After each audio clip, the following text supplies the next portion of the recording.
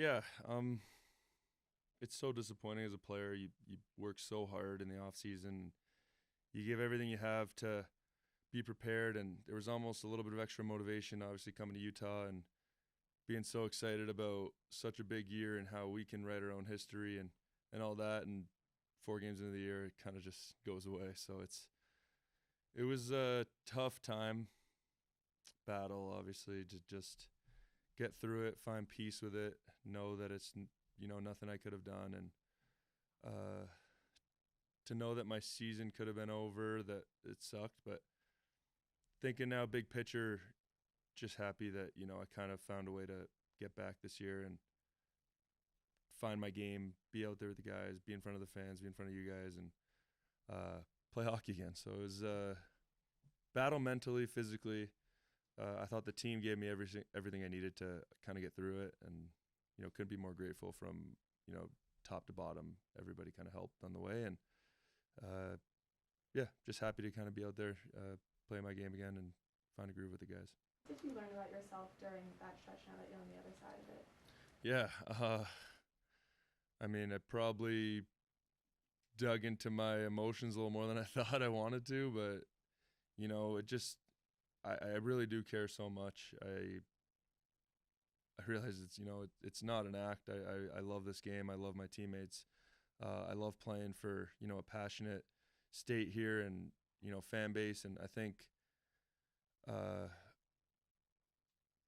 I learned that I'm dedicated to getting back and kind of putting the work in. I there's so many days where you kind of feels repetitive, and you got to wake up, you got to put your head down, and you got to just keep doing the work. And then there's times where it feels like nothing's happening, and then you turn the corner and you're better. So and then obviously coming back to hockey, you want to come back, you got to find a way to mesh again with the guys. You miss 50 games, the team's different from when you got there. So finding a way to bring my kind of energy, mesh well, and I was very happy with that.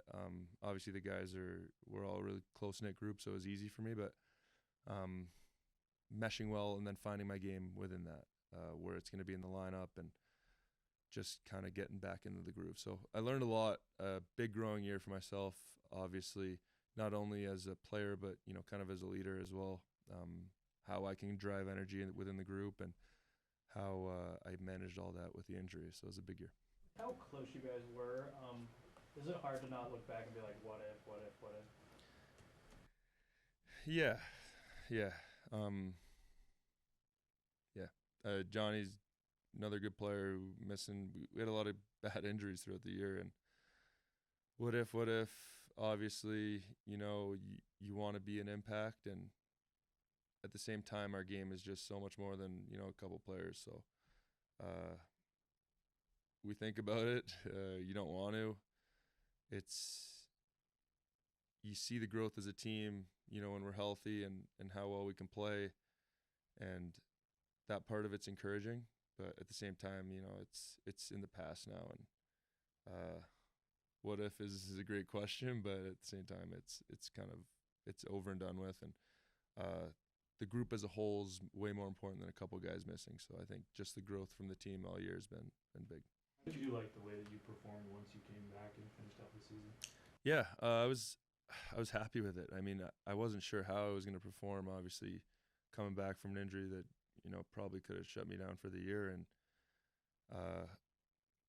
finding a game coming back from an injury, a big injury like that, it's tough because you don't want to think about the injury. You want to play hockey, and I thought I did a good job of that. I didn't really let that phase me. But at the same time, when you're holding high standards as a hockey club, you want to hold yourself to always. You're never satisfied, basically, is what I'm saying. I'm not coming back and say, "Oh, it was perfect," and I played amazing. There's a million different ways or things I could have done differently, or different ways I could have played better, and that's the beauty of it is, you're never good enough. I think the best player in the world still wants to get better. Train with him every summer, and Connor McDavid is working every day to be a better player. So every single guy in our game is so competitive like that. No matter what the circumstance, no matter how you're playing, you always think there's room for improvement, and that's kind of the beauty of it. What was it like making this playoff push with these guys, and do you think you have the group that can take that next step? Yeah, I think if you look at kind of just where we were at from a success standpoint when we were healthy, is it's a pretty good group. We match up against any team in the league pretty well.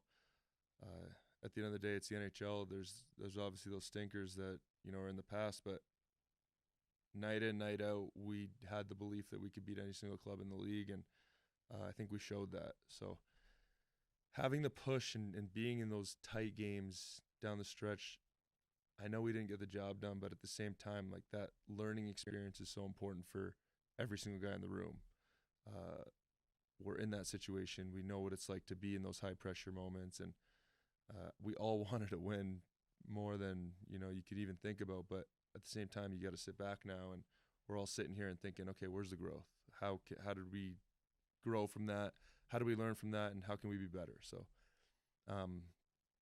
proud of a lot of guys. I think in a sense where, you're pushing all year and things get tight, it can be hard. And a lot of guys aren't healthy in there when they're still stepping on the ice. But that growth standpoint is really where you get from it, how you learn from it, how you grow from it.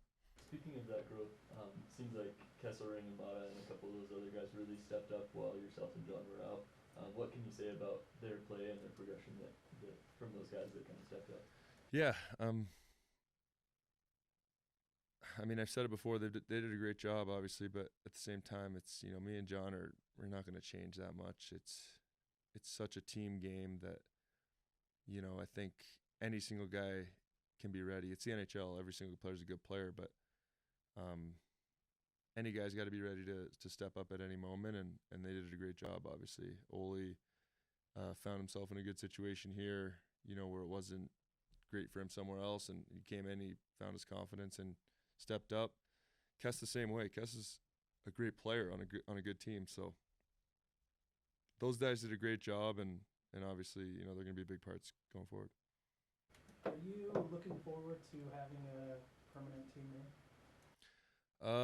Yeah. I mean, I'm good with whatever as long as we win. It'll be nice, obviously. I don't know where they're at that point. I think everybody's got so distracted with the push down the stretch here that you almost lose sight of all that stuff. But I guess now that we're sitting here, we could talk about it. Yeah, it'll be fun. It's a fun off season. New facilities coming in, and not only our growth from an organizational standpoint, but the fan base as well. The more excitement for next year and kind of where the team's going to be at. And we know we have a great team. We know we can do special things, and the guys in that room know that too. So it's fun to see for you guys, for us, for the fan base, the growth from everything, from team name to players to facilities and all that stuff. So it's exciting. What surprised you most about Utah, and how did your neighbors welcome you? Yeah, I bought a house here, and my neighborhood was pretty welcoming right away. I was getting gifts, dinners, all that stuff brought to the door, and just can't believe how nice the people have been here. Unbelievably kind people, and as a guy and as players on the team, you want to make it at home as quick as you can, and the community only helped us do that. So it was a very nice surprise. Stenlund said that this is a place where free agents are going to want to come play. Would you agree with that? Absolutely. When you're talking about a destination spot, you look at where the organization's at, team. You look at so many different factors, and one thing that I don't think you're gonna have to worry about is how well the organization has handled things and treats us. And then you look at the group and the direction we're heading in. It's got to be a destination.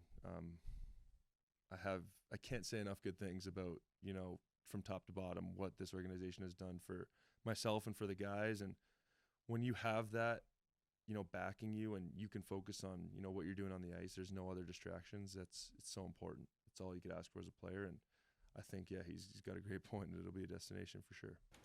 Thanks, Durzi. Thank you. Thank you, guys.